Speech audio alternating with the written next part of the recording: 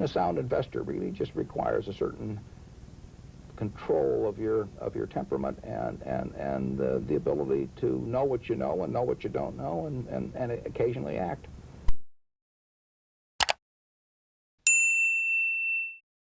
Greatest investor of our time, but you'll find him in Omaha, Nebraska.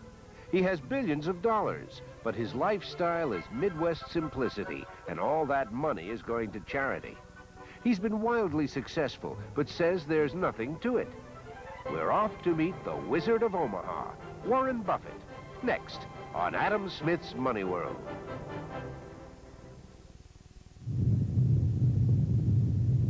Adam Smith's Money World is set in motion by a grant from the MetLife family of companies, a financial leader for more than 100 years. And is funded in part by Unisys, an information systems company delivering solutions to businesses and governments worldwide. Unisys, the power of two.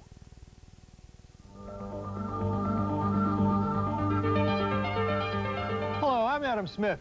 On this show, you will meet a remarkable man, probably the greatest investor of his generation. When you say greatest investor, they measure these things with numbers, and this man didn't inherit any money, but has made in the stock market more than $1 billion. That's billion with a B. I met him almost 2 decades ago, and I'll tell you, you can't help liking him. In the investment world, he's a legend. But he doesn't have an office on Wall Street. He doesn't sit with his eyes glued to a computer. And he says if you invest right, they could close the stock exchange for 2 years and it wouldn't make any difference. He doesn't generally do interviews, but I called on him recently to get some of the wisdom and aphorisms of Warren Buffett on the record. It is characteristic of Warren that he runs his financial empire not from Wall Street or the trading pits in Chicago, but from Omaha, Nebraska, in America's heartland. Omaha is home to the Union Pacific Railroad and, of course, the Mutual of Omaha Insurance Company, but it is hardly a financial capital. In fact, Omaha is better known for its stock yards than its stock market. Buffett's headquarters are in this Omaha version of an office tower. He runs his empire with a staff of only 7 people. Warren, if I had given you $10,000 when I first met you, and I devoutly wish I had, I would have millions today. If you joined the partnership when we started in 1956, and when we disbanded it in '69, reinvested the proceeds in Berkshire, which was somewhat of a continuation, I think you'd have a little over 15 million now. From $10,000? Right. Mm-hmm. From $10,000 to 15 million? Something like that, yeah. That's a pretty good record. It's okay, but that doesn't tell you anything about tomorrow. Well, let's talk about tomorrow. Could anyone do the same thing you did starting today? If they didn't try and do too much the first week, yeah. Right. How did Warren Buffett turn $10,000 into $15 million? The old-fashioned way. He has no computer, no Quotron screen, only common sense and a set of strict principles. We'll look at the Buffett formula for investing, and we will hear his wisdom on everything from the stock market to the evils of inherited wealth in a moment. First, here is how the man known as the Wizard of Omaha got his start. Buffett's interest in the stock market came early. His father, Howard, was a stockbroker until he was elected to the United States Congress. Howard Buffett was a frugal Republican. When Congress voted itself a raise from $10,000 to $12,500, Howard Buffett refused to accept the additional money. Warren, meanwhile, bought his first stock at age 11 and made a $5 profit. He eventually attended the University of Nebraska, then was rejected by the Harvard Business School. So Buffett went to New York and the Columbia Business School, where he met Professor Benjamin Graham. Graham was not only the co-author of the classic Security Analysis, he also wrote The Intelligent Investor. Graham preached something called value investing. Find companies that are undervalued by the stock market, buy shares, and then hold on and wait. Warren put those theories into practice. At age 25, he formed his own investment partnership and began to buy stocks. An investor who put up $10,000 when Buffett began the partnership in 1956 had nearly $300,000 in 1969 when the partnership was dissolved. During that time, the Buffett partnership never had a down year. You know what the academics say. They say the market is efficient and no one can beat it. But you have. And a number of other people that followed Ben Graham's principles have. Right. In fact, everyone that I personally know that has really stuck with the Ben Graham principles over 20 years or more has done appreciably better than the market. Well, what about all the learned business schools that say you can't beat the market? Well, then they aren't so learned. But you've seen some of these papers. I've seen the papers, but I've seen some other people's tax returns. One of the companies Buffett acquired during his partnership years was a small New England textile mill, Berkshire Hathaway. He later sold the mill but kept the name. Buffett began investing Berkshire funds in the stock market, and in some cases he bought companies outright and made them part of Berkshire Hathaway. Berkshire Hathaway is now a holding company with a net worth of more than $3 billion. Last month, Berkshire Hathaway held its annual meeting, presided over by Buffett and Vice Chairman Charles Munger. Buffett believes it's very important to have patient, rational shareholders, since it's one of his tenets that Wall Street's obsession with the short term and with frantic trading are counterproductive. So Berkshire has never split its stock, and Buffett never talks to analysts, but this is the happiest tribe of shareholders you'll meet anywhere in America. Warren Buffett is certainly the greatest investor in the post-World War II period, and maybe the greatest investor in history. I think he has tremendous integrity and a very, very clear way of looking at the world. The superlatives could go on and on and on, and I'm not related. Berkshire Hathaway shareholders have every reason to be happy. One share of stock cost $12 in 1965. Today, a single share sells for more than $3,900. That's right, $3,900 a share in the over-the-counter market. Buffett has achieved all this by sticking to those fundamental principles and by keeping things simple. Warren, you say you like to buy businesses. How do you know what a company is worth? I look for a business where I think I know what, in a general way, is going to happen. If you buy a bond, you know exactly what's going to happen. If it's, assuming it's a good bond, a U.S. government bond, if it says 9% coupons, you know what the 9% coupons are going to be for maybe 30 years if it's a 30-year bond. Now, when you buy a business, you're buying something with coupons on it, too, except the only problem is they don't print in the amount. And it's my job to print in the amount on the coupon. And some companies I feel capable of doing that with, and others I don't have the faintest idea. You seem to stay away from high-tech companies. You name 10 high-tech companies to me and ask me where they're going to be in 10 years or 10 months, and I don't have the faintest idea. So that would be exactly like buying cocoa beans or something. I just don't know what's going to happen. Do you ever really get a big, big hit just buying these predictable stocks? Yeah, you do. But not very often. But occasionally, sensational businesses are given away. In the mid-'70s, the whole Washington Post company was selling for $80 million at a time when the properties were worth not less than $400 million. And no one would have argued with you about the properties being worth $400 million. And the price was there for all to see, but people just didn't feel very enthusiastic about the world then. Buffett took full advantage of that undervaluation. In 1973, he bought 1.7 million shares of the Washington Post company. As a boy, he delivered the Washington Post. Now he owns 13% of it. That investment cost Berkshire Hathaway $9.7 million. Today it's worth $370 million, and Buffett says he'll never sell his shares. Another of his permanent holdings is in Capital Cities. In 1985, Buffett bought 3 million shares of Capital Cities when it took over ABC. That investment cost $517 million, and it's now worth $927 million. The chairman of Cap Cities is Tom Murphy, Warren Buffett's good friend. Recently, the two men were asked to play small roles in the ABC soap opera Loving. That's Tom Murphy on the left, Warren Buffett on the right. Hi, can you get that through your thick head? Please do not make a scene. Well, that's up to you, Buster. I am not leaving until you set me right down next to Clay Alden. Wait a minute. You're making a big mistake. Clay's gonna want to see me. He's gonna be real ticked off. Luckily, Buffett is a better investor than actor. Another killing came in a troubled company, Geico, Government Employees Insurance Company. In the mid-'70s, Buffett bought 42% of Geico at a cost of $46 million. The value today, $849 million. Last year, Buffett made just one major investment. He bought a convertible preferred worth $700 million of Salomon Brothers, the New York investment banking house. It's far too early to tell whether this investment will be another Buffett coup. One thing all these deals have in common, the stocks were bought because Buffett thought they were undervalued by the market. You have been talking this philosophy for years. It's no secret. It's no secret. Why doesn't everybody do it? Well, it requires patience, which a lot of people don't have. And people would much rather be promised that they're going to win a lottery ticket next week than that they're going to get rich slowly.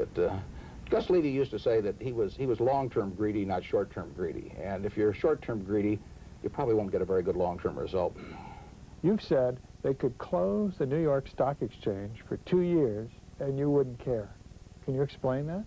We own parts of businesses when we own stocks. And the New York Stock Exchange being open has nothing to do whether the Washington Post is getting more valuable over a 5 or 10 year period. And what we want to do is be right on the business. If we're right on the business, the market will take care of itself. And if the stock exchange closes on Saturday and Sunday, and I don't break out in hives, so if it closes for a couple of years and the business does well, we'll do very well. Buffett is known not only as a savvy investor, but also as a kind of sage. His annual report has no photos and no fancy charts, but it's filled with Warren Buffett's prairie wisdom. These reports are in such demand that the company has put together a compilation of past reports. It's a kind of Warren Buffett's greatest hits. I've noticed in your annual report you say that if you're in a poker game for 30 minutes and you don't know who the patsy is, you're the patsy. You've got it. How do you apply that to the market or to investing? In the market, if you think the market knows more about what your business is, in other words, if your stock goes down 10% and that upsets you, it obviously means that you think the market knows more about the company than you do. And in that case, you're the patsy. If it goes down 10% and you want to buy more because you know the business is worth just as much as when you bought it before, or perhaps a little bit more with the passage of time, so you buy more, they're the patsy. Where do you get these aphorisms that you've gotten so well known for? Well, I know, they're about the limit of my intellectual capacity, so I have to work with one sentence. That is a typical Buffett put-down of himself, but he doesn't fool many people. Buffett is a brilliant man. Those around him say his mind works so fast they have trouble just keeping up. He reads just about anything he can get his hands on, and beyond that, he thinks. A good part of his day is spent just thinking. Often that thinking is about the stock market. Was October 19th an aberration, or could it happen again? Oh, it can always, anything can happen in stock markets. If you read financial history for a couple of 100 years and take the South Sea bubble and the tulip boom and some of the panics we've had in this country, we closed the stock exchange for a few months back around 1914. Anything can happen. And you ought to conduct your affairs so that if the most extraordinary events happen, that you're still around to play the next day. One thing Buffett has long warned about is the development of stock index futures. Those are basically bets on which direction the stock market will go. Back in 1982, when index futures were first developed, Buffett wrote a letter to Congressman John Dingell. He warned that these new instruments would be, quote, overwhelmingly detrimental to our capital markets. Anytime you offer a big prize for a small amount of money, you encourage stupid behavior on behalf of those you're appealing to, and low margins, which you can get through the futures market, encourage that sort of activity. How should the small investor look at stock index futures and index arbitrage and all the volatility that has come into the stock market? Well, he should hope that they cause other people to behave very silly, and then he should step in occasionally. He should ignore them as himself, but to the extent that silly instruments occasionally cause silly prices, he can take advantage of them, and the rest of the time he ignores them. Old basketball players lose their legs. Do old investors lose their legs? I don't think so. I think that they probably lose their legs, but they don't need their legs that much. Yeah. Really, being a sound investor really just requires a certain control of your temperament and the ability to know what you know and know what you don't know and occasionally act. And I don't see any reason why that goes with age. When you think I may give you an illustration in another few years, but so far it has no effect. I mean, in a sense, you keep accumulating a little more business knowledge as you go along, and that's a plus. Warren Buffett, the investor, is only half the story. There's also Warren Buffett, the manager. Through the years, he's bought not only pieces of companies in the stock market, he's also bought entire companies, which are now under the Berkshire Hathaway umbrella. These companies are not very glamorous or famous, but they are usually tremendously profitable. One example is See's Candies of California. See's has been making candy for more than 60 years and is known for high-quality chocolates. Berkshire Hathaway bought the company in 1968 for $25 million, and last year alone, See's earned $30 million before taxes. Another Berkshire Hathaway company is World Book Encyclopedias, $26 million of profit last year. Berkshire Hathaway also owns Kirby Vacuum Cleaners, the Fetchheimer Uniform Company, and various insurance companies. There's been a lot of talk about the Silicon Valley culture. Is there a Berkshire Hathaway culture? I guess there's a Berkshire Hathaway culture, but it would be a long way from the Silicon Valley culture. What is the Berkshire Hathaway culture? We like managers who are in love with their business. We like them that feel like I do. I want to tap dance when I get to the office, and that's the sort of managers we have. And we have terrific luck where we buy businesses with managers that have been enormously successful over a period of time. They're usually rich after we buy the business, and they keep on working afterwards. We don't have so much luck with business school grads. We find it's difficult to teach a new dog old tricks, and we like the people that have been around a while. Hi. A perfect example of this philosophy is Rose Blumkin. 50 years ago, she started a furniture store in Omaha with $500 in savings. She turned it into the Nebraska Furniture Mart. It's the largest furniture store in the country. Warren Buffett always loved the store, always loved the management. So in 1983, he walked in and bought the company. And who would expect that a customer will come in and shake hands and buy the store? Unexpectedly. That quick, in 2 words. He asked me how much I won. I told him, and he says, okay, let's shake hands. You got the deal. A one-of-a-kind business, and it's run by a one-of-a-kind manager, and you don't get any other opportunities like that. You had attempted... You'd have to be a fool not to go into business with Mrs. B, I'll tell you that. The Furniture Mart really is a one-of-a-kind business. At age 94, Mrs. Blumkin, or Mrs. B as she is better known, still prowls the carpet department on her motorized cart 7 days a week and rarely goes home. Sitting home, you go nuts. You lose your marbles. That work ethic was passed on to her son Lou, who was president for 40 years, and her grandsons. One of them, Ron, is the current president. The store is known throughout the Midwest, and Mrs. B is a legend. Mrs. B said mark down prices, and that's just what happened. We always love to give him the best deals we possibly can all year around. When Warren Buffett bought the store, he promised the Blumkin family he would stay out of the way, and that's what he's done. If you were to ask me who owns the business, I'm going to tell you I own the business, because nothing's really changed. We run it with a free hand, virtually no interference. We have an annual meeting to discuss Nebraska furniture business every February. And we meet with Warren possibly once every 4 or 5 weeks and discuss business other than Nebraska Furniture Mart. And it's just a joy and a pleasure. He's the perfect boss. Buffett, the boss, is always on the lookout for new companies to buy. Once he even placed an ad in the Wall Street Journal offering to provide a new home for interested companies. Well, if you had to look over the next 5 or 10 years, what do you think will be good businesses? The businesses that have some sort of a franchise to them. What makes a business a good business is when, if I go into a drugstore and I want a Hershey bar, they can't sell me an unmarked bar. You know, if I'm going to pay 35 cents for the Hershey bar, and they say, but wouldn't you like this wonderful unmarked chocolate bar for 30 cents? I buy the Hershey bar. And if they don't have it someplace, I'll go across the street to buy it. That's what makes a good business.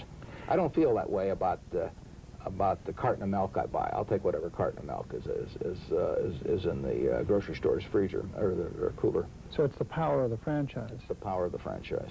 When Ben Graham talked about these things, he talked about tangible assets, iron and steel above the ground, bricks and mortar.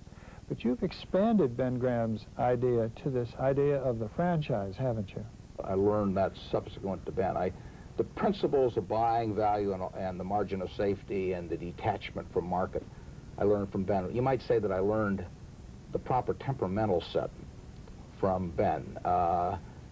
The stocks I buy are entirely different from what Ben would buy if he were alive today.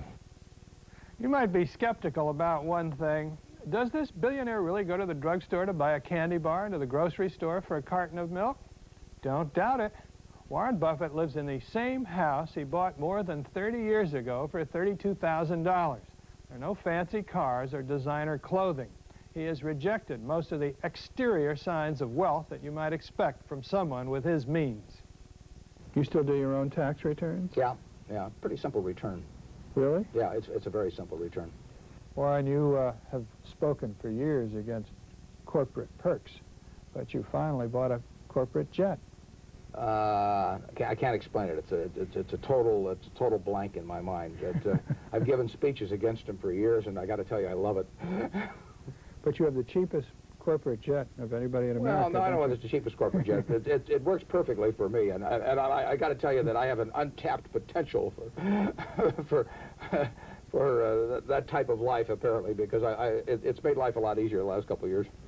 It's doubtful that Buffett will suddenly change. He has been the picture of simplicity for his entire life. I met in Omaha with one of Warren's 3 children, Susan, and one of his 9 grandchildren, 2-month-old Michael. What was it like growing up with Warren Buffett as your father? It was completely normal growing up with him. We didn't know anything. I used to write down on my census cards at school that he was a security analyst, and my friends thought he checked burglar alarms. And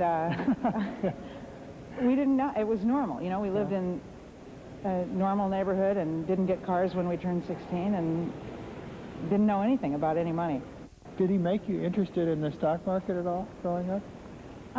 He didn't talk a lot about his business. I mean, I honestly did not know a lot about what he did, and I certainly didn't know how much money he had at all, ever, until I really did not find anything out, until I read it in your book. Now, that was a little bit of an eye-opener. I thought, okay. And he wasn't even that rich then. Yeah, that's right. I find out every year when I look at the Forbes list and how much more he's gotten. According to the most recent Forbes list of richest Americans, Buffett is now worth about $2.1 billion. But there's some unusual news for his heirs. Buffett doesn't believe in passing great sums of money to the next generation. Warren, you created a stir with your remarks about money and children. You have 3 children and grandchildren. You love your children, they love you, but you've said you're not going to give them any money because that would be a bad thing to do. I hear children of the rich or the rich themselves talk about the debilitating effect of food stamps on welfare mothers, and they say it's terrible. You know, you hand them all these food stamps, and it causes the cycle to perpetuate itself. But of course, when a very rich child or one who's going to inherit a lot of money is born, when they leave the womb, they're handed this lifetime supply of food stamps. Only they have a welfare officer. He's called a trust department officer, and the food stamps are little stocks and bonds. And nobody seems to notice the debilitating effects of that particular form of lifetime supply of food stamps.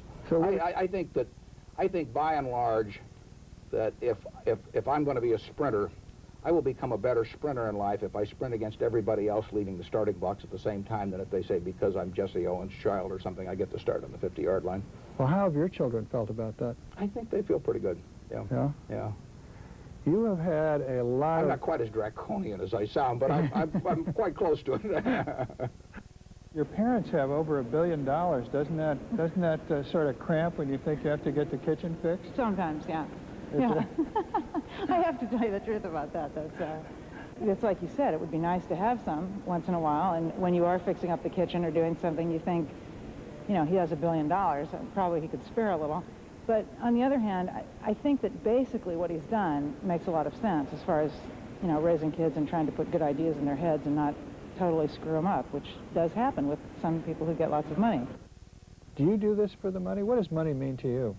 Well, money is a byproduct of doing something I like to do extremely well. I think if you found an athlete that was doing well, and my guess is that and I'm not comparing myself, but a Ted Williams or an Arnold Palmer or something, after they have enough to eat, they're not doing it for the money. And my guess is that if Ted Williams was getting the highest salary in baseball and he was batting .220, he would be unhappy. And if he was getting the lowest salary in baseball and batting .400, he'd be very happy. That's the way I feel about this job. What do you feel like when you look at this piece of paper that gives you your net worth and it says you're worth over $1 billion? It's a byproduct of doing things I like to do well. If I bat .400 long enough, in this business, you get a very big sum. That is a big sum. What are you going to do with it?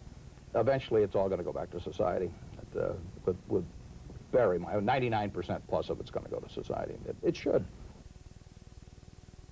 Can there be any flaws in this happy chronicle? When we checked around Wall Street, the skeptics said, sure, he's got a great record, but let's see him do it from here on.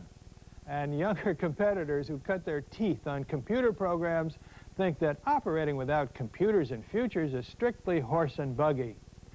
But to continue Warren's batting analogy, here is a fellow who has certainly batted over .400 for his lifetime and hit more home runs than Babe Ruth. You get the feeling he would like to be like Mrs. B and go to work 7 days a week at age 94 just because it's so much fun. I'm Adam Smith. See you next time.